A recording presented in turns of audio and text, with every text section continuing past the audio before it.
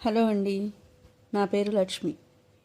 ఏ దేశమెగిన నవల 5వ భాగం. అంతా మీ దయ తల్లి. మా పెద్ద దిక్కు తమరే కదా.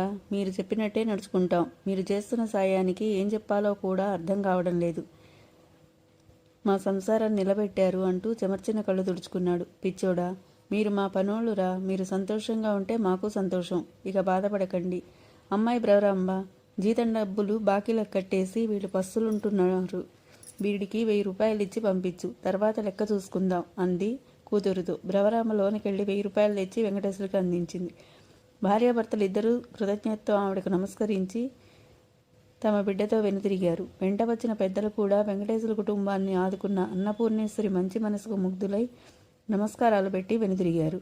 వాళ్ళు వెళ్ళగానే లోనకొచ్చి హాల్లో కూర్చుంది అన్నపూర్ణేశ్వరి. బ్రవరామ మాత్రం అక్కడ ఇంట్లో నవీన్ మహేశ్వరులు ఏం గోల్ చేస్తున్నారో తెలియక కంగారు పడుతూ అటు వెళ్ళిపోయింది.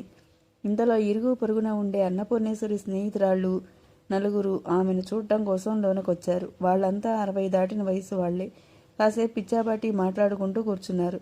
కాసేపు మాటామంతి అయ్యాక మాటల సందర్భంలో సిటీల నుంచి గ్రామానికి వచ్చిన వాళ్ళ పిల్లల గురించి ప్రస్తావన వచ్చింది.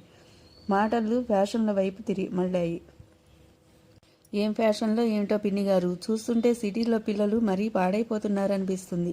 వచ్చింది సొంత పల్లెటూరు, కనీసం పండగ రోజుల్లోనైనా మంచి డ్రెస్సులు వేసుకోవాలన్న ఇంగితం కూడా ఉండడం లేదు అంది ఒక ఆవిడ. సరి పిల్లల దాకా వెళ్ళావు. కరణంగారి కోడల్ని చూసావా? వాళ్ళు ఢిల్లీలో ఉంటున్నారు. 2 పిల్లల తల్లి లక్షణంగా చీర జాకెట్టు వేసుకోకుండా పంజాబీ డ్రెస్సులోనే తిరిగింది. ఆ లావుకి డ్రెస్సుకి అసహ్యంగా లేదు అంది మరొక ఆమె. అవునన్నట్టుగా తలూపింది అన్నపూర్ణేశ్వరి. నిజమే, సౌకర్యం చూసుకుంటున్నారు కానీ సంప్రదాయం గురించి ఆలోచించడం లేదెవరు. నాయుడు గారి అబ్బాయి కుటుంబం ముంబై నుంచి వచ్చారు. వాళ్ళ పిల్లలు ఎలా ఉన్నారో చూశారు కదా. మనవడు మనవరాళ్ళు అంతా నిన్న రాములవారి కళ్యాణ ఉత్సవంలో తిరుగుతుంటే చూశాను.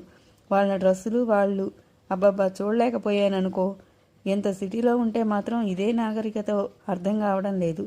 వాళ్లే కాదు, ఈ వారం రోజులుగా సిటీల నుంచి మన ఊరికి వచ్చిన చాలా కుటుంబాలని చూశాను. సిటీల్లో ఉంటే తమ సంప్రదాయాల్ని మర్చిపోమ్మని ఉందా? హిందూ సంస్కృతి సంప్రదాయాల్ని మంట కలిపేస్తున్నారు. వీళ్ళని చూస్తుంటే అసహ్యం వేసింది అంది బాధగా. ఆవిడ బాధ చూసి సుభద్ర అనే ఒరుగింటి ఆవిడ తమాషాగా నవ్వుతూ, ముంబై ఢిల్లీలో ఉంటున్న వాళ్ళ ఫ్యాషన్లు చూసే బాధపడిపోతున్నావును ఆంటీ. ఇక అమెరికాలో ఉంటున్న నీ మనవడు మనవరాలు ఇంకెంత ఫ్యాషన్గా ఉంటారో ఎప్పుడన్నా ఆలోచించావా? అమెరికాలో డ్రెస్సులకే కాదు శీలానికి విలువ లేదంటారు మరి అంటూ గుర్తు చేసింది. ఆవిడ ఆ మాటల్ని తమాషాకి అన్నా కూడా అన్నపూర్ణేశ్వరి గుండెల్ని కలుక్కుమనేలా చేశాయి. అందుకే ఆవిడ వెంటనే బదులు చెప్పలేకపోయింది. ఈ లోపల మరొక ఆమె కలుగజేసుకుంటూ, ఆ మాట నిజమే కదా. ఇక్కడి వాళ్ల గురించి మాట్లాడుకోవడం కాదు కానీ ఎక్కడో 10,000 మైళ్ళ దూరంలో అమెరికాలో ఉంటున్న నీ మనవడు మనవరాలు ఇంకెంత నాగరికంగా ఉంటారో ఊహించుకో అంది. లేదు, నా మనవడు మనవరాలు అలాంటి వాళ్ళు కాదు అంది వాళ్ళ అభిప్రాయాన్ని ఖండిస్తూ అన్నపూర్ణేశ్వరి. నువ్విక్కడున్నావు, వాళ్ళు ఎక్కడో ఉన్నారు. అలాంటి వాళ్ళు కాదని ఎలా చెప్పగలవు అడిగింది సుభద్ర. ఖచ్చితంగా చెప్పగలను. నా పెంపకం మీద నాకున్న నమ్మకం అలాంటిది. నా కొడుకు క్రమశిక్షణలో పెరిగాడు. నా మనవడు మనవరాళ్ళు కూడా అలాగే పెరుగుతున్నారు. కావాలంటే చూడండి, వాళ్ళ ఫోటోలు పట్టుకొచ్చి చూపిస్తాను అంటూ లేచి విసవిసాలోనకెళ్ళింది అన్నపూర్ణేశ్వరి. కాసేపటికి 6 ఫోటోలు తెచ్చి వాళ్ళ ముందు పడేసింది. చూడండి, నా మనవడు మనవరాళ్ళు అమెరికాలోని డెట్రాయిట్ నగరంలో ఉంటున్నారు. అయినా మన సాంప్రదాయాలని ఆచారాలని ఎప్పుడూ విడిచిపెట్టలేదు. ఎంత లక్షణంగా ఉన్నారో చూడండి అంది గర్వంగా. తలో ఫోటోని తీసుకొని అన్ని ఫోటోల్ని మార్చి చూశారు వాళ్ళంతా. అబ్బాయి పేరు అనంతసాయి, అమ్మాయి పేరు సాయి శివాని. అన్నా చెల్లెలిద్దరూ ఎంతో అందంగా చక్కగా ఉన్నారు. మనవడు నీట్గా ప్యాంటు షర్ట్లో హుందాగా కనిపిస్తున్నాడు. మనవరాలు చక్కగా లంగా జాకెట్లో వాలుజెడ, కాళ్లకు పట్టీలు, చేతులకు గాజులతో చూడటానికి లక్ష్మీదేవిలా ఉంది. చూశారుగా, మా వాళ్ళు అమెరికాలో ఉంటున్నారు. అయినా ఎంత పద్ధతిగా ఉన్నారో చూడండి. మన ఆచారాలు కట్టుబాట్ల మీద నమ్మకం ఉండాలే గాని ఏ దేశంలో ఉన్నా మనంగానే గొప్పగా బతకొచ్చు. మన తెలుగు వాళ్ళమని గర్వంగా చెప్పుకోవచ్చు అంది ఫోటోల్ని తిరిగి తీసుకుంటూ అన్నపూర్ణేశ్వరి. ఆవిడ మాటలకు సుభద్ర పెద్దగా నిట్టూర్చింది. ఫోటోలు బాగానే ఉన్నాయి కానీ ఇంత సంస్కారంగా వాళ్ళు అక్కడ ఉంటున్నారంటే నాకు నమ్మకం కలగడం లేదు అంది. ఆ మాటలకి విసుగ్గా చూసింది అన్నపూర్ణేశ్వరి. అలా ఎందుకు అనుకుంటున్నావు? నా మనవరాల్ని చూసావు కదా, యుఎస్ఏలో ఉన్న వాలుజడ వేసుకొని పట్టు పరికిణీల్లో కనబడుతుంది. కాళ్లకు వెండి పట్టీలు, వాలుజడలో పూలు, చేతులకి గోరింటాకు, నుదుట బొట్టు, కళ్లకు కాటుక, నిండుగా జాకెట్ వేసుకుంటుంది. చక్కగా తెలుగు మాట్లాడతారు. ఇంతకన్నా ఏం కావాలి? నిలదీసింది. లేదా ఆంటీ, నిజంగా మీరు చెప్పినట్టు ఈ ఫోటోలో ఉన్నట్టు వాళ్ళు లక్షణంగా ఉంటే సంతోషమే. కానీ మనం పెద్దతరం వాళ్ళం, ప్రతి విషయాన్ని సులువుగా నమ్మేస్తాం. ఏమో, నువ్వు బాధపడతావని ఇలా పిల్లల్ని నీట్గా తయారు చేయించి ఫోటోలు తీసి నీ తృప్తి కోసం పంపించారేమో. నిజంగా ఈ ఫోటోలో ఉన్నట్టు వాళ్ళు అక్కడ లేరేమో. ఆలోచించావా అని అడిగింది మరొక ఆమె. ఆ మాటలు అన్నపూర్ణేశ్వరిని ఆలోచింపజేశాయి. ఆలోచనలో మునిగిపోయింది. అవును అన్నపూర్ణేశ్వరి, నీ తృప్తి కోసం ఇలా ఫోటోలు తీయించి పంపినా ఆశ్చర్యం లేదు. ఏదైనా కళ్ళతో చూస్తే గానీ నమ్మలేం కదా. అయినా నీకేం తక్కువని? హాయిగా అమెరికా వెళ్ళి నీ రెండో కొడుకు ఇంట్లో 6 మాసాలు ఉండి రావచ్చు కదా. వాళ్ళను చూసినట్టు ఉంటుంది, వాళ్ళ వద్ద పద్ధతులు ఎలా ఉన్నాయో కూడా తెలుసుకోవచ్చు అంటూ సలహా ఇచ్చింది మరొక ఆవిడ. ఎలా వెళ్ళేది? నాకు ఓసారి వెళ్ళి వాళ్ళందరినీ చూసి రావాలని ఉంది. అమెరికా నుంచి వచ్చిన వాళ్ళు నా కొడుకు గొప్పతనం గురించి చెబుతుంటే చాలా ఆనందంగా ఉంటుంది.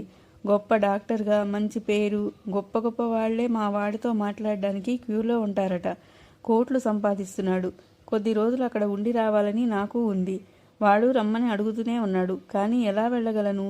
ఇక్కడ పొలం, పుట్ర, గొడ్డు, గోద, ఈ పనులు నా పెద్ద కొడుకు ఒక్కడి నెత్తిన పడేసి నేను అమెరికా వెళ్ళి కూర్చుంటే ఎలాగని బాధగా ఉంటుంది అంది. అంత బాధ దేనికి? ఇవాళ పోతే రేపైనా ఇదంతా వాళ్ళు చూసుకోవాల్సిందేగా. ఇప్పుడు కాకపోతే అమెరికా ఇంకెప్పుడు వెళ్తావు? 80 ఏళ్ల పడిలో పడితే ఉన్న ఊరు దాటి బయటకు పోలేం.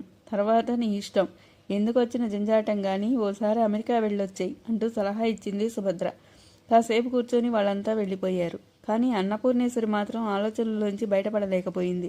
నిజంగా ఫోటోలు తీయించి పంపి తన కొడుకు, కోడలు తనను మోసం చేశారా? లేక నిజంగానే వాళ్ళిద్దరూ సాంప్రదాయంగా పెరుగుతున్నారా? వెళ్ళి చూస్తేనే బాగుంటుందేమో. నిజం తెలుసుకోవాలంటే మరో మార్గం లేదు. ఆ రాత్రంతా కూడా ఆవిడ ఆలోచిస్తూనే ఉంది. ఆవిడ మనవలు, మనవరాళ్ళు విషయంలో ఇంతగా బాధపడిపోవడానికి తగిన కారణం ఉంది. తన కూతురి బిడ్డలిద్దరికీ కొడుకు బిడ్డలని ఇద్దరినీ ఇచ్చి పెళ్లి చేయాలని ఆమె చిరకాల వాంఛ. ఇక్కడ కూతురి బిడ్డలిద్దరూ తన అదుపులో సాంప్రదాయంగా పెరిగి పెద్దవాళ్ళయ్యారు. కానీ అమెరికాలో కొడుకు బిడ్డలు ఇద్దరి పరిస్థితి అర్థం కావడం లేదు. వాళ్ళు అక్కడ పద్ధతులకి అలవాటు పడిపోయారంటే ఖచ్చితంగా వీళ్ళని చేసుకోరు. తన కోరికగానే మిగిలిపోతుంది. అలా జరగకుండా ఉండాలంటే కళ్ళు మూసుకొని కూర్చోవడం కన్నా ఓసారి అమెరికా వెళ్ళి రావడమే మంచిది. ఇలా ఆ రాత్రి ఒక నిర్ణయానికి వచ్చాక కానీ ఆవిడకి నిద్ర పట్టలేదు. ఈ పరిస్థితిలో అక్కడ అమెరికాలో డాక్టర్ గోపాల్ నిమ్మగడ్డ కుటుంబ పరిస్థితి ఎలా ఉందో ఓసారి చూస్తే బాగుంటుంది. డెట్రాయిట్ నగరం అమెరికా సంయుక్త రాష్ట్రాల్లో ఒక రాష్ట్రమైన ఇలినాయిస్ రాష్ట్రంలోనిది నగరం. నగరం పురాతన వైభవాన్ని చాటి చెప్పే కట్టడాలు అక్కడక్కడా కనిపిస్తున్నా అధునాతనంగా ఎంతో అభివృద్ధి చెందిన నగరం. అందమైన భవంతులు, విశాలమైన రోడ్లు, అత్యాధునిక వసతులతో అలరారే అందమైన నగరం డెట్రాయిట్. ప్రస్తుతం డాక్టర్ గోపాల్ నిమ్మగడ్డ నివాసం ఆ మహానగరంలోనే. బైపాస్ సర్జరీ ఆపరేషన్ చేయడంలో ఆయనకు గొప్ప అనుభవం, పేరు ప్రఖ్యాతులున్నాయి. గుండె జబ్బులకు ఆయన స్పెషలిస్టు. ఆయనకు ఒక్క ఇలినాయిస్ రాష్ట్రంలోనే కాదు, అమెరికా సంయుక్త రాష్ట్రాల్లోనే గొప్ప డాక్టర్గా పేరు ప్రఖ్యాతులు గడించారు. సెనేటర్లు, రాష్ట్రాల గవర్నర్లు కూడా ఆయన అపాయింట్మెంట్ కోసం ఎదురు చూస్తారంటే అర్థం చేసుకోవచ్చు ఆయన ఎంత బిజీగా ఉంటాడో. ఆయన ఒక పని రాక్షసుడు. ఎప్పుడూ పని పని పని. క్షణం తీరిగ్గా ఉండడం అంటే ఏమిటో ఆయనకు తెలియదు. రాత్రింబవళ్ళు ఎప్పుడూ వృత్తిలో నిమగ్నమై ఉంటాడు. తనేమిటో, తన వృత్తి ధర్మం ఏమిటో బాగా తెలిసిన వ్యక్తి గోపాల్. ఆ పైన క్రింది స్థాయి నుంచి కష్టపడి పైకొచ్చిన వ్యక్తి. అంతకు మించి ప్రాణం విలువ ఏమిటో తెలిసిన మనిషి. ప్రాణం పోసే పవిత్రమైన డాక్టర్ వృత్తి తనది. ఆ వృత్తిలో పనిచేయడం ఆయనకు పరిపూర్ణ సంతృప్తినిస్తుంది. ఒక మనిషిని బ్రతికించినప్పుడు ఆయన కళ్ళలోనూ, అతని బంధువులు, ఆత్మీయుల కళ్ళలోనూ కనిపించే ఆనందం, కృతజ్ఞతలు, అభిమానం అవి వెలకట్టలేనివి. ఒక్క నిమిషం ఆలస్యమైన ఒక్కోసారి పేషెంట్ ప్రాణాలు పోగొట్టుకునే అవకాశం ఉంది.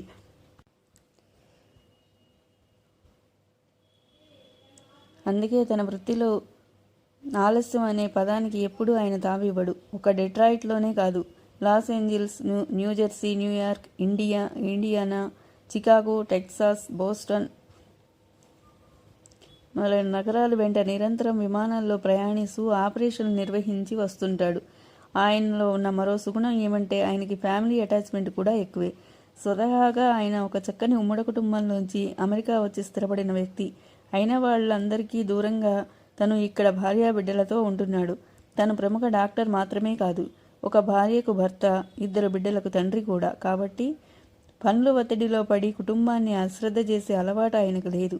లేదంటే కుటుంబానికి ఒక టైం అంటూ కేటాయించలేకపోతున్నాడని చిన్న లోటు తప్ప తన ఖాళీ సమయాన్నంతా కుటుంబానికే కేటాయిస్తాడు ఆయన. ఏ నగరం వెళ్ళినా ఆపరేషన్స్ పూర్తి కాగానే వెంటనే దొరికిన ఫ్లైట్ పట్టుకుని డెట్రాయిట్లో తమ ఇంటికి వచ్చేస్తాడు. ఒక్కోసారి అర్ధరాత్రి దాటాక ఇంటికి చేరుకునే సందర్భాలు కూడా ఉంటాయి.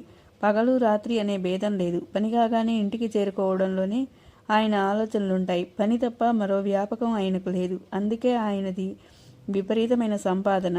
డెట్రాయిట్ నగరంలో విలాసవంతమైన ఒక ఏరియా ఉంది. దానికి బ్లూమ్ఫీల్డ్ అని పేరు. ఎంతో ఖరీదైన ఆ ప్రాంతంలో సుమారు 10 ఎకరాల సువిశాలమైన తోట మధ్య ఉంటుంది అద్భుతమైన ఇంద్రభవనంలా మెరిసే సొగసైన సౌధం. అదే డాక్టర్ గోపాల్ నిమ్మగడ్డ నివాసం. ఆడా మగ కలిసి 20 మంది పనివాళ్లు ఎప్పుడూ ఆ తోటని భవంతిని కనిపెట్టుకుని ఉంటారు. వాళ్లలో నీగ్రోలు, రెడ్ ఇండియన్స్, కొందరు శ్రీలంక వాసులు కూడా ఉన్నారు. అంతా చాలా నమ్మకమైన వాళ్ళు. వీళ్ళుగాక సెక్యూరిటీ వాళ్ళు వేరే ఉండనే ఉన్నారు. అలా అమెరికా వచ్చి డాక్టర్ వృత్తిలో స్థిరపడి కోట్లకు పడగలెత్తిన డాక్టర్ గోపాల్ నిమ్మగడ్డ కుటుంబం ఎంతో పేరు ప్రఖ్యాతులు, విలాసవంతంగా జీవిస్తుంది. డాక్టర్ గోపాల్ మితభాషి, సౌమ్యుడు, స్నేహశీలి, ఆదర్శభావాలు గల వ్యక్తి. విసుగు విరామం లేకుండా వృత్తిలో రాణించటం అనేది ఆయనకు తల్లి అన్నపూర్ణేశ్వరి నుంచి వారసత్వంగా లభించిందంటే ఆశ్చర్యం లేదు. తనను పెంచి పెద్ద చేసి ఉన్నత చదువులు చదివిస్తూ మరోపక్క ఒంటి చేత్తో ఇంటిని అటు వ్యవసాయాన్ని లాక్కొచ్చిన తల్లి గొప్పతనాన్ని అతను ఇప్పటికీ గుర్తు చేసుకుంటూ ఉంటాడు. ఇక ఆయన ఇంత అభివృద్ధి సాధించాడంటే ఆ ఘనతలో భాగమైన అర్ధాంగి సత్యవతికే చెందుతుందంటే ఆశ్చర్యం లేదు. భర్తకు తగిన ఇల్లాలు ఆమె. తన భర్తను, ఆయన వృత్తిని అర్థం చేసుకొని తన వంతు సహాయాన్ని, మద్దతును పూర్తిగా ఇవ్వటం వల్లనే ఆయనకంత అభివృద్ధి సాధ్యపడింది. ఉన్నత శిఖరాలు అధిరోహించిన ప్రతి పురుషుడి వెనుక ఒక స్త్రీ ఉందంటారు. ఆ మాట నిజమే. తన అభివృద్ధికి తన భార్య సత్యవతి తోడ్పాటు సహకారమే కారణం అంటాడు డాక్టర్ గోపాల్. తరువాయి భాగం మరో వీడియోలో.